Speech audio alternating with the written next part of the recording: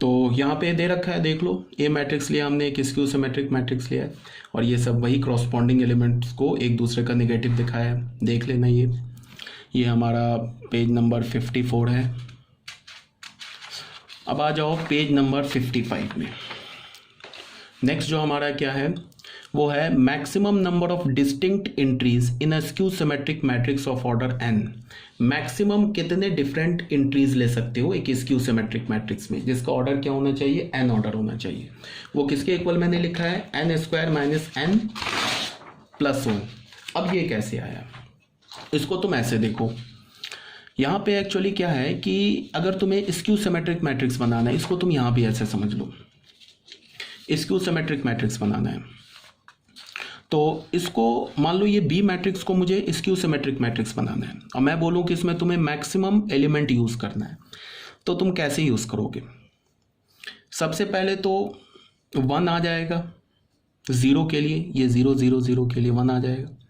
उसके बाद क्या होगा कि अगर मैंने, अब डायगोनल के ऊपर के एलिमेंट बच गया, डायगोनल के नीचे के एलिमेंट बच गया, तो अगर तुमने डायगोनल के ऊपर के एलिमेंट को फिक्स किया तो डायगोनल के नीचे के एलिमेंट खुद से फिक्स हो जाएंगे अगर वो स्क्यू है तो डायगोनल के ऊपर कितने एलिमेंट होंगे और डायगोनल के नीचे कितने एलिमेंट होंगे, n स्क्वायर माइनस n। अगर 3 ऑर्डर का है तो 1 आ गया 0 के लिए, और ये 3 स्क्वायर माइनस 3, मतलब कि टोटल में से ना तुम डायगोनल के एलिमेंट को हटा दो तो डायगोनल के ऊपर और डायगोनल के नीचे के एलिमेंट आ जाएंगे, ठीक है ना। बिकॉज अगर तुमने डायगोनल के ऊपर के एलिमेंट को फिक्स किया तो नीचे के एलिमेंट खुद से फिक्स हो जाएंगे, नीचे को फिक्स किया तो ऊपर के फिक्स हो जाएंगे। तो ये किस लिए आया, ये डायगोनल के ऊपर के एलिमेंट और डायगोनल के नीचे के एलिमेंट के लिए आया, ठीक है ना। तो हम लोग मैक्सिमम कितने यूज़ कर सकते हैं एलिमेंट, अगर मैं 3/3 ऑर्डर के मैट्रिक्स लूँ तो 3 square minus 3 for elements above the diagonal and below the diagonal, और 1 किस लिए आया, for element on the diagonal, वो तो हमेशा 0 आएगा। इस 0 के लिए तो एक ही एलिमेंट आया ना 0, और डायगोनल के ऊपर के लिए और नीचे के लिए क्या हो गया 3 स्क्वायर माइनस 3/2, ठीक है। तो अगर n ऑर्डर का होता तो क्या होता है n square minus n plus 1, तो यहाँ से ये फॉर्मूला आ गया, ठीक है। ये भी क्लियर होना चाहिए तुम लोगों को। तो हमारा सिमेट्रिक मैट्रिक्स हो गया, स्क्यू सिमेट्रिक मैट्रिक्स भी हो गया। अब हम लोग थर्ड पॉइंट पे आते हैं, ये काफ़ी इंपॉर्टेंट पॉइंट है, इसको बिल्कुल ध्यान से सुनो। इसमें क्या बोला जा रहा है, properties of a symmetric and a skew symmetric matrix. Symmetric matrix और स्क्यू सिमेट्रिक मैट्रिक्स का प्रॉपर्टी बताया जा रहा है, ठीक है। तो पहला पॉइंट क्या हो गया, determinant value of an odd order skew symmetric matrix will be 0।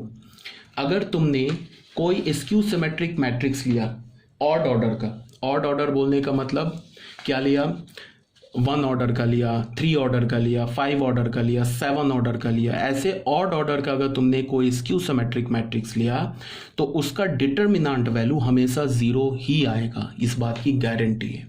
कैसे, तो इसको तुम ऐसे समझ लो, मान लो कि जैसे मैंने एक मैट्रिक्स लिया Aij n/n ऑर्डर का एक लिया, और मैंने इसको क्या बोला कि ये जो A मैट्रिक्स है ये एक स्क्यू सिमेट्रिक मैट्रिक्स है, ठीक है। इसे मैंने क्या बोल दिया कि ये स्क्यू सिमेट्रिक मैट्रिक्स है, और n जो इसका ऑर्डर है इसको मैंने बोल दिया कि ये 2m + 1 है, where m belongs to natural number, ठीक है। तभी जाके ये जो n होगा वो क्या होगा, ऑड नंबर मिलेगा। अब तुम ऐसे देखो, अगर ये स्क्यू सिमेट्रिक मैट्रिक्स है तो इसका कंडीशन क्या है, A = -A ट्रांसपोज, ये क्लियर है। अब अगर A और -A ट्रांसपोज ये दो मैट्रिक्स इक्वल है तो इसका डिटर्मिनेंट भी इक्वल होगा।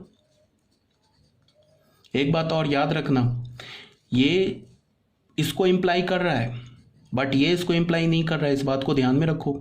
अगर मैं बोलूं कि किसी दो मैट्रिक्स का डिटर्मिनेंट इक्वल है तो हम उस दो मैट्रिक्स को इक्वल नहीं बोलेंगे, इन जनरल हो भी सकता है बट इन जनरल इक्वल नहीं होता है। बट अगर मैट्रिक्स इक्वल है तो उसका डिटर्मिनेंट 100% इक्वल होगा, इस बात को ध्यान में रखो।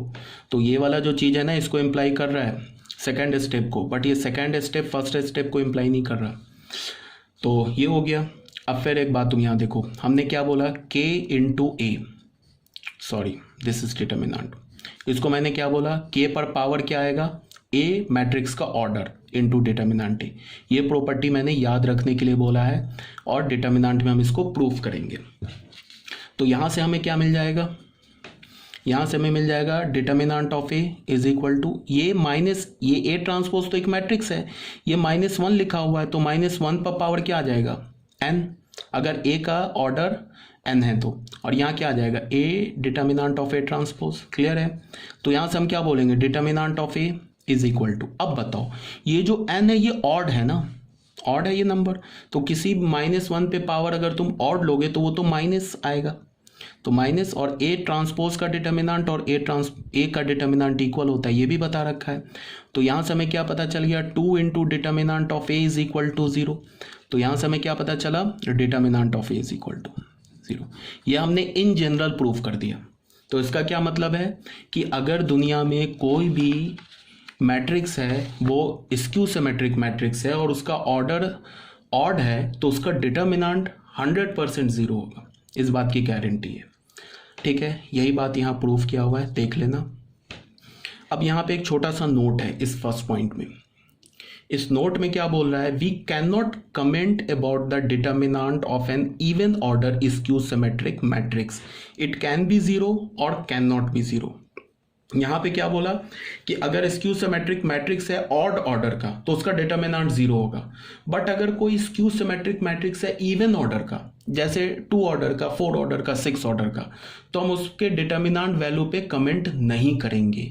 उसका डिटर्मिनेंट वैल्यू 0 भी हो सकता है, नॉन 0 भी हो सकता है। ये बात समझ में आनी चाहिए।